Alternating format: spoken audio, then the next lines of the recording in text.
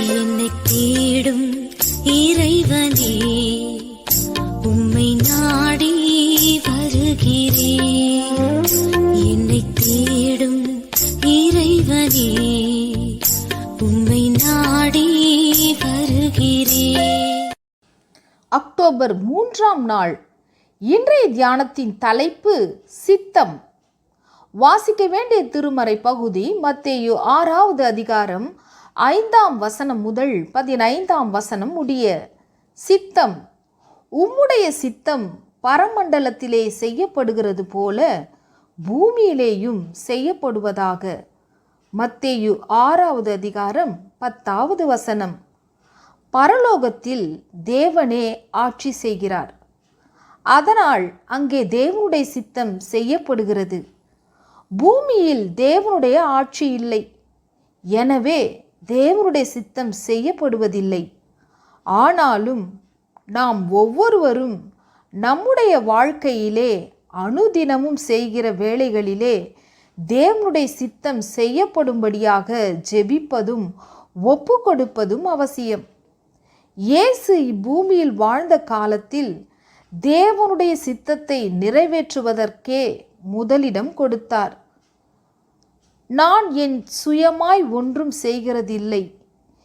எனக்கு சித்தமானதை நான் தேடாமல் என்னை அனுப்பின பிதாவுக்கு சித்தமானதையே நான் தேடுகிறேன் என்கிறார் யோவான் 5:30.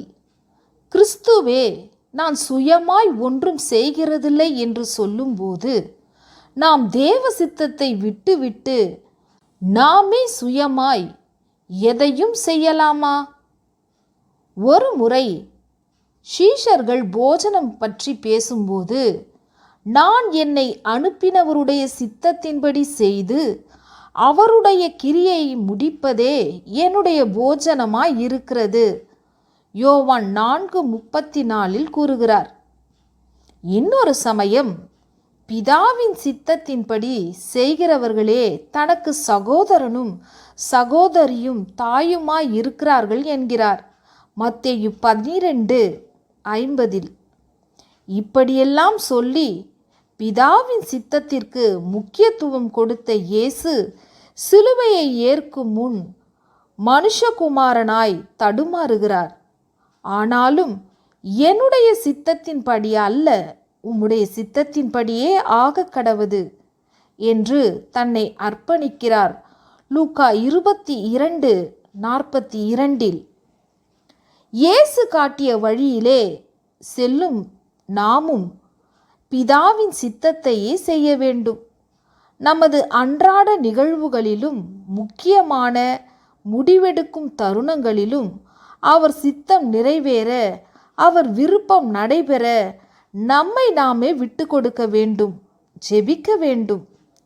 பொதுவாக தேவ சித்தம் என்பது வேத விதிகளுக்கு முரணாக இல்லாததாயிருக்கும்.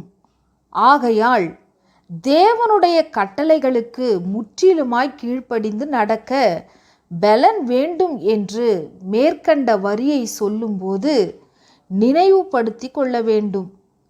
அத்துடன் ஒவ்வொருவரையும் ஒவ்வொரு நோக்கத்துடன் தேவன் படைத்திருக்கிறார். அவர் தம் நோக்கத்தை நமக்குள் உணர்த்தும் போது யோனாவை போல் திசை மாறி போகக்கூடாது.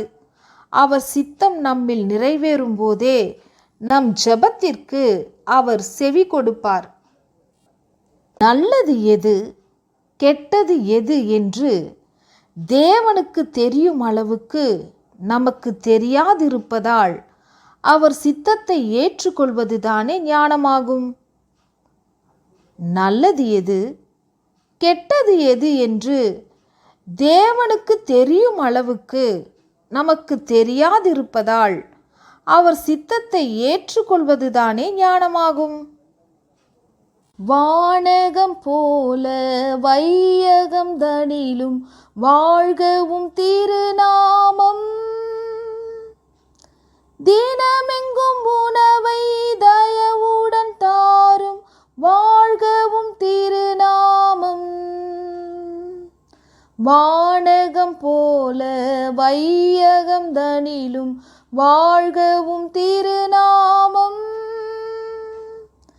தினமெங்கும் உணவை தயவுடன் தாரும், வாழ்கவும் திருநாமம். ஜெபம். தேவனே, உம் சித்தம் என்னில் நிறைவேறட்டும். ஆமென்.